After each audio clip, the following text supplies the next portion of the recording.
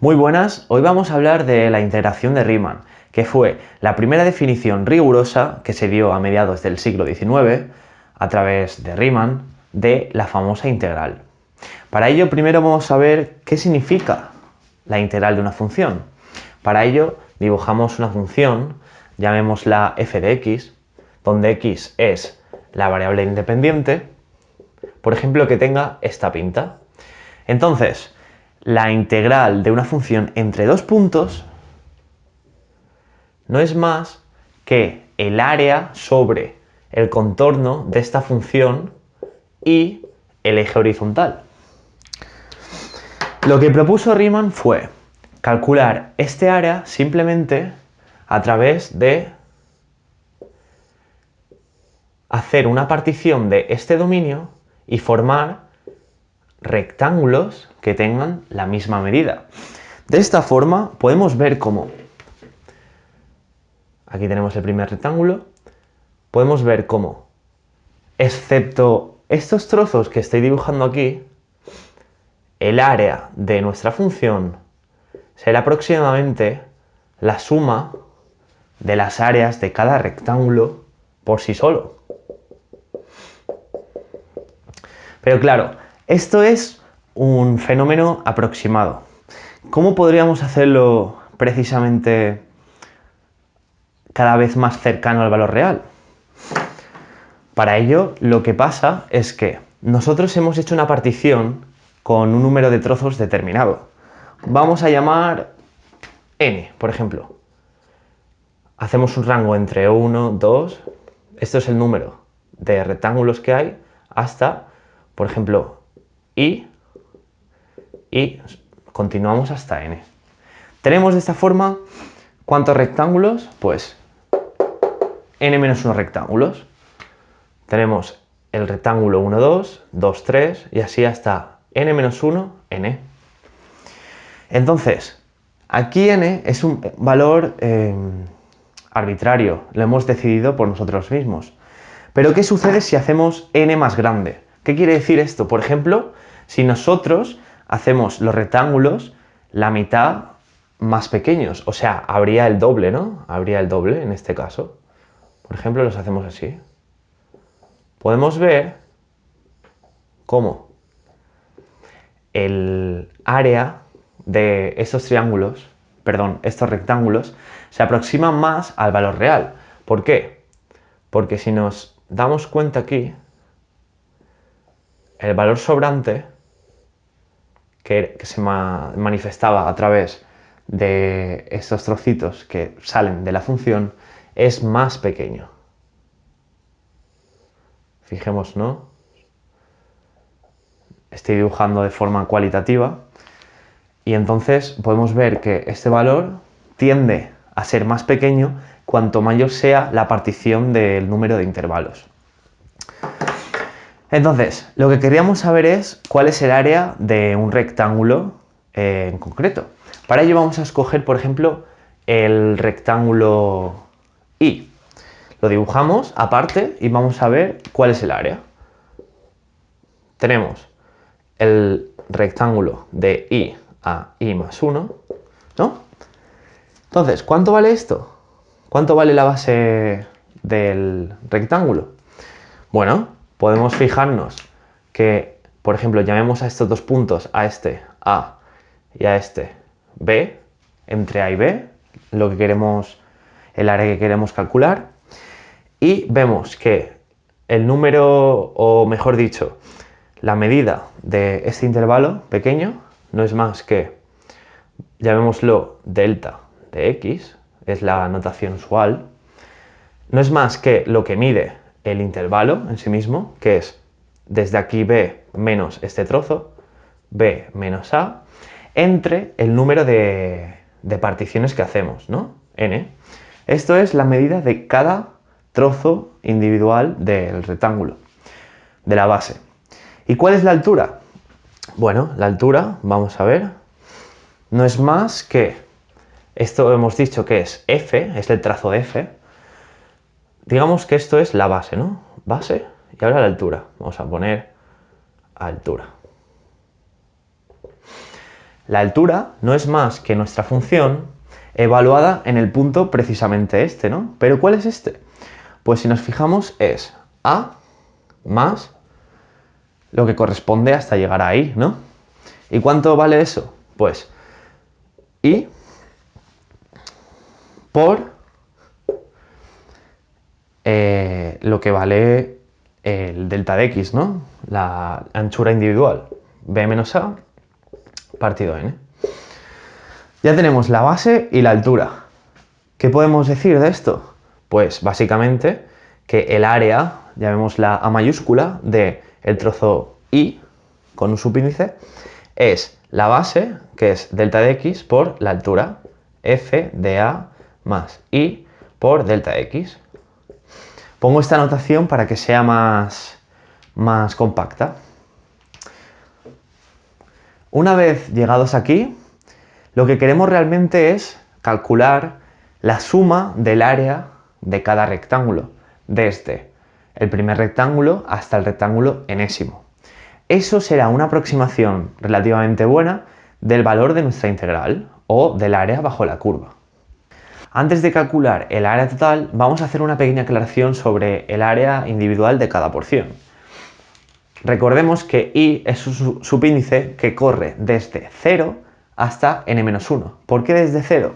Porque si nos fijamos, si queremos calcular el área del primer rectángulo, sustituimos I igual a 0 y nos queda f de A por delta de x. ¿Qué quiere decir? Que es esta altura. Si empezáramos en 1, sería esta otra altura la que tendríamos en cuenta, que sería un desplazamiento un poquito más hacia la derecha, en este caso. Pero parece ser que en el límite, cuando n es muy grande, esto no tiene mucha importancia, y lo veremos a continuación. Ahora calculamos el área total, ¿no? Lo denotamos como A mayúscula y una T mayúscula también como subíndice. Hemos dicho que esto no será más que A sub 0, ¿no? Más A sub 1, más puntos suspensivos, ¿no? Porque A sub 0 es el área del primer rectángulo, A sub 1 del segundo, así iteramos hasta llegar a A sub n menos 1, que es el área del último rectángulo. Esto se puede escribir de forma compacta como el símbolo sigma de q igual a 0 hasta n-1, la cota inferior, la cota superior, inferior, superior, de A sub q. ¿Pero qué vale A sub q? En este caso he puesto q, pero puede ser i, es simplemente lo que se llama un índice mudo, que no tiene importancia por sí mismo, sino por lo que nosotros denotamos en las cotas. Entonces, continúo aquí, 0 a n-1, y A sub q es básicamente lo que hemos extraído antes, delta de x por f de A más i, en este caso en vez de i sería q, como hemos dicho, q por delta de x. Esta es una definición que, imprecisa o no, es la primera aproximación que se da al valor de una integral. Y podemos ver cómo n aparece aquí, pero también de forma indirecta en el diferencial, o mejor dicho, en el delta de x. Delta de x, recordemos que es b menos a sobre n, la partición de cada rectángulo. Esta es la definición que dio Riemann, y realmente lo que nosotros conocemos como integral es un límite de esta definición. Hemos dicho antes que cuando n es muy grande, el error tiende a 0, tiende a igualarse el valor del área de cada rectángulo, la suma de ellas, con el valor real del área de la función. Entonces, ¿eso cómo lo denotamos? Pues decimos que la integral se denota así, entre a y b, cota inferior, cota superior, diferencial de x, f de x. Esto es la notación usual con las cotas. No es más que el límite cuando n es muy grande, n va a infinito, de el área total que nosotros hemos descrito ahora.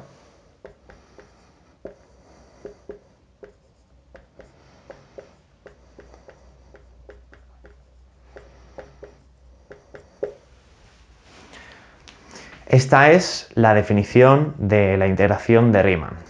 Por último, vamos a tratar de dar un ejemplo para que sea un poco más visual lo que estamos realmente haciendo.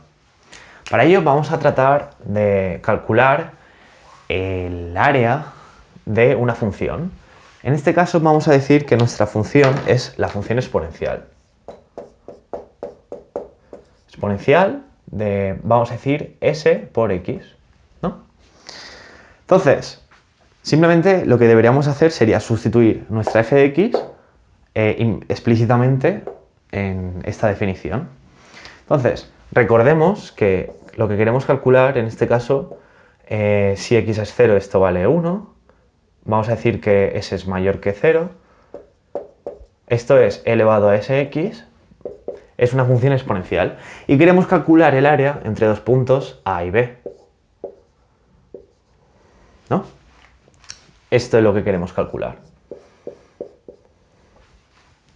Para ello vamos a aplicar la definición. El área entre a y b de diferencial de x elevado a sx, hemos sustituido simplemente, no es más que límite cuando n va a infinito de 1, delta de x, f de a, pero en este caso hemos dicho que f es la función exponencial y donde haya x ponemos a más, aquí me he olvidado un q, a más q delta de x. ¿Cómo podríamos hacer esto? Porque claro, aquí tenemos pues que realizar la suma. ¿Y cómo podríamos hacer esto? Bueno, claro, aquí tenemos que realizar la suma. Para ello, nos damos cuenta de que hay una suma dentro de la exponencial. Podemos sacar esto factor común y vamos a continuar aquí. Recordemos, aquí lo que voy a aplicar no es más que s por x más s por y, sx, si. Voy a aplicar esta propiedad de la función exponencial y lo saco fuera de la suma, porque sale factor común.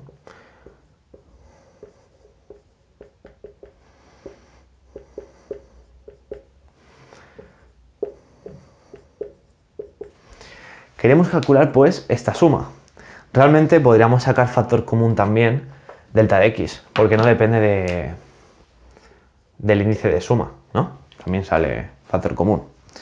Nos queda por calcular esta suma. La haremos a continuación. Para ello vamos a hacer uso de una suma más general, que es lo que se llama la serie geométrica. Una serie no es más que una suma que puede ser infinita o no.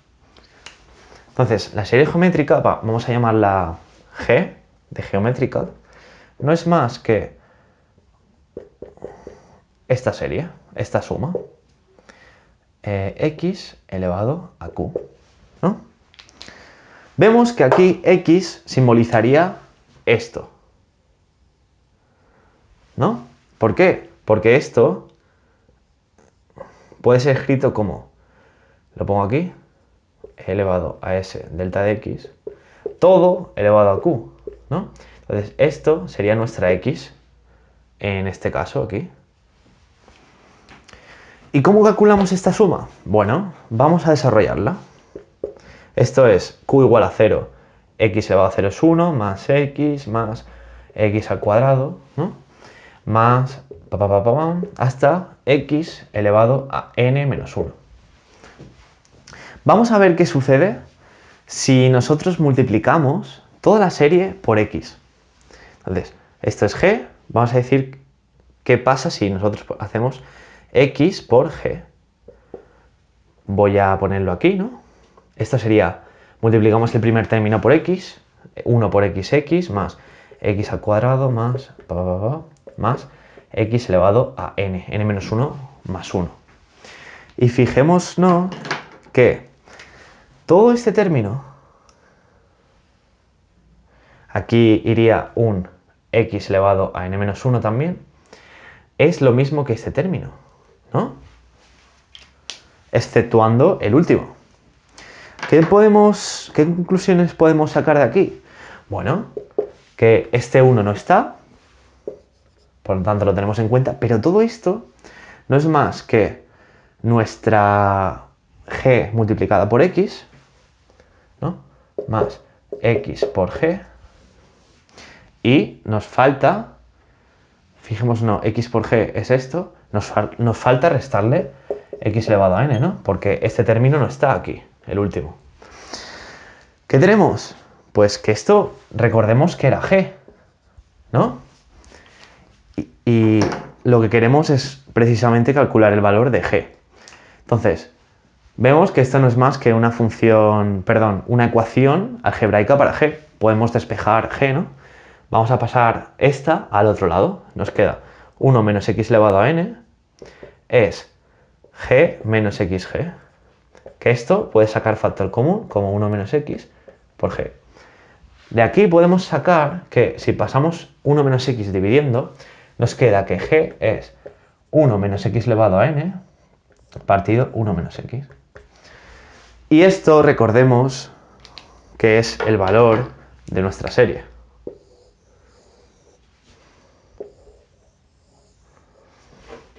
Una vez calculado el valor de la serie geométrica, vamos a proceder al cálculo de la integral que nosotros queríamos, que era básicamente la integral de la función exponencial. Para ello, pues, recordamos que aquí en este caso x juega el rol de e elevado a s delta de x. Y bueno, simplemente lo que vamos a hacer es sustituir el valor de la suma en primera instancia. Entonces, seguimos con el cálculo aquí, y esto no es más que el límite cuando n va a infinito, de elevado a sa por delta de x por el valor de la suma, que lo tenemos ahí. 1 menos elevado a s delta de x n partido 1 menos elevado a s delta de x. Recordemos que x jugaba el rol de esta cantidad. ¿Vale?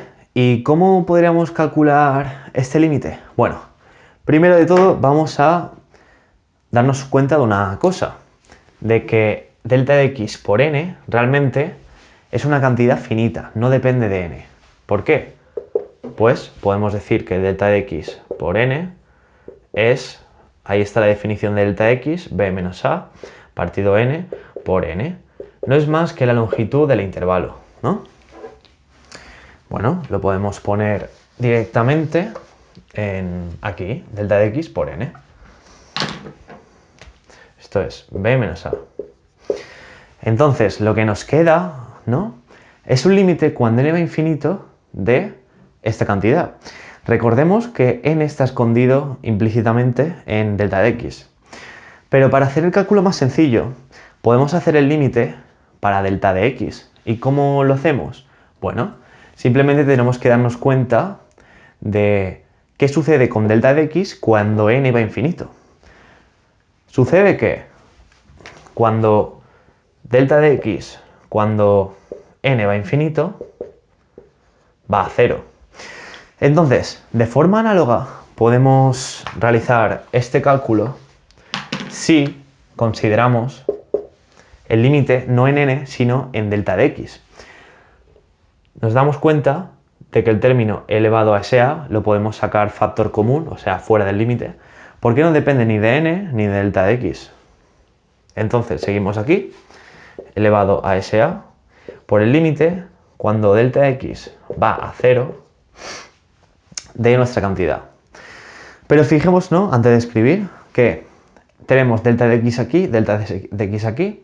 Para hacerlo más sencillo, vamos a hacer uso de la propiedad, bueno, de que básicamente, lo voy a poner aquí, de que y no es más que 1 sobre i, ¿no?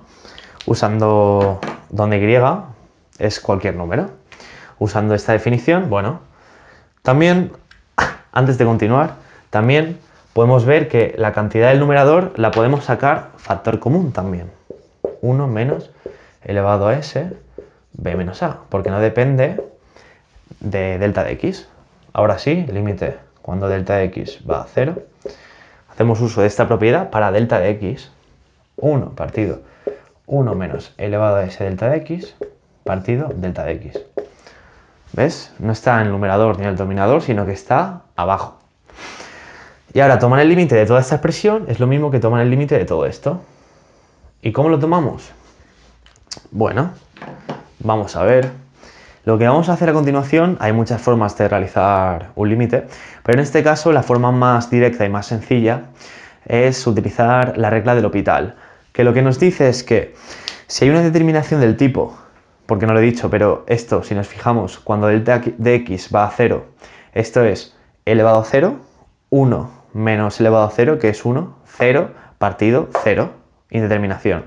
Si hay una indeterminación de ese estilo, siempre se puede aplicar lo que se llama la regla del L'Hopital, que lo que nos dice es que, voy a escribir aquí, límite, cuando delta de x va a 0, voy a poner ya esta expresión, 1 menos elevado a s delta de x partido delta de x. Esto no es más que derivar respecto de delta de x en el numerador, derivar respecto de delta de x en el denominador y realizar otra vez el límite. En otras palabras, derivar respecto de delta de x, o connotación un poco más clara, derivar respecto de delta de x de 1 menos elevado a s delta de x, todo partido derivar de x, delta de x. Aquí delta de x es una cantidad, no hace falta confundir la notación. Y bueno, realizando el límite, ¿no? También, límite, tal. 0. Ahora, la derivada de y respecto de y, esta es 1. La derivada de una constante es 0, porque al variar no tiene sentido, es 0. Y ahora la derivada de la función exponencial. Por definición, la función exponencial, cuando la derivamos, es básicamente, tiene la misma estructura, permanece estable, solo que baja el argumento. Es por ello que continúo aquí abajo, voy a borrar esto en verde, y esto no es más que límite cuando delta de x va a 0. El numerador, ¿qué nos queda? Un menos fuera. La derivada de la exponencial de s delta de x es, s elevado a s delta de x partido 1, que se queda así. Y ahora sí tomamos el límite. Vemos que ahora el límite no nos genera ninguna indeterminación. Entonces esto va a menos s. Ya tenemos el valor del límite de lo que estaba aquí. Una vez llegados a este punto, ya tenemos todo lo necesario para completar pues la integral de nuestra función de partida, la función exponencial. Entonces, podemos poner ya nuestro resultado porque ya hemos calculado este límite que nos quedaba menos s en el denominador, 1 partido menos s. Entonces, el valor de la integral entre a y b de diferencial de x elevado a sx, la variable muda es x, nos fijamos que esto es una forma muy útil de representar una variable que corre entre a y b, lo que hemos dicho antes. Entonces, esto es igual a lo que hemos sacado ahora mismo, que no es más.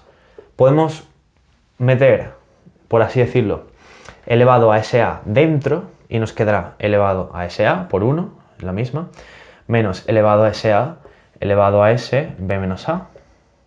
Todo partido menos s, pero podemos meter el menos aquí, entonces nos quedará un menos y nos cambia el signo de todo, partido s. Ahora podemos simplificar un poco más, sa por sb menos sa, esto todo se suma, entonces se cancela este con este, ¿no? Y nos queda elevado a sb menos elevado a s por a partido s. ¿Qué tenemos aquí? Bueno, si nos fijamos, la integral de la función exponencial mantiene la forma y baja el exponente. Nos damos cuenta de que es una especie de antiderivada, ¿no? Porque según la regla de integración de la función exponencial, sabemos que esto es elevado a sx y bajamos el exponente, ¿no? La integral, la derivada sería multiplicar por el exponente, la integral, bajar el exponente, y según la regla de Barrow o básicamente evaluaré los límites. Ahora evaluar entre A y B. Quiere decir la cota superior menos la cota inferior. Donde haya X ponemos los valores, partido de S. Y es básicamente el resultado que hemos extraído a partir de la definición de la integración de Riemann. Bueno, hasta aquí llega mi vídeo y bueno, si os ha gustado y queréis más contenido, pues dar a like y suscribíos para poder apoyar el canal. Así que nada, un saludo y hasta la próxima.